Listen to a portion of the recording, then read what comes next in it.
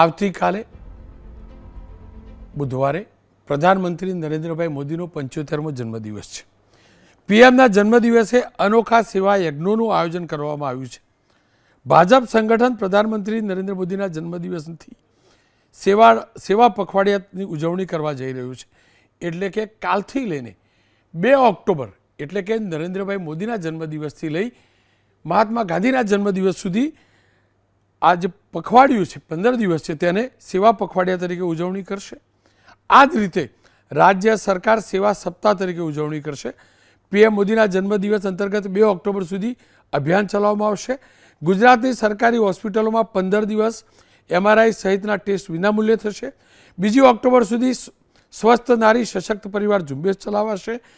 1,41,000 health કેમ્પો સહિતના કાર્યક્રમોનું આયોજન થશે.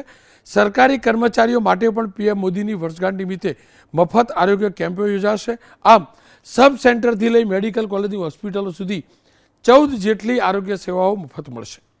સાથે જ અનેક ઠેકાણે બ્લડ કેમ્પોનું પણ આયોજન થયું છે. આ સેવા સપ્તાહની અંદર અવિરત સેવા જોવા મળશે. સ્વાભાવિક રીતે જ આપણા ગુજરાતના છે, આપણા વડનગરના છે. વડનગરનો વ્યક્તિ, વડનગરનો દીકરો જ્યારે દેશનો પ્રધાનમંત્રી હોય, આટલા વર્ષોથી પ્રધાનમંત્રી હોય, ત્યારે એક ગુજરાતના દીકરા તરીકે એક ગુજરાતના દીકરાને પ્રધાનમંત્રી જોવાનું ગર્વ માત્ર મને જ નહીં, શાસક વિપક્ષ તમામને હોય.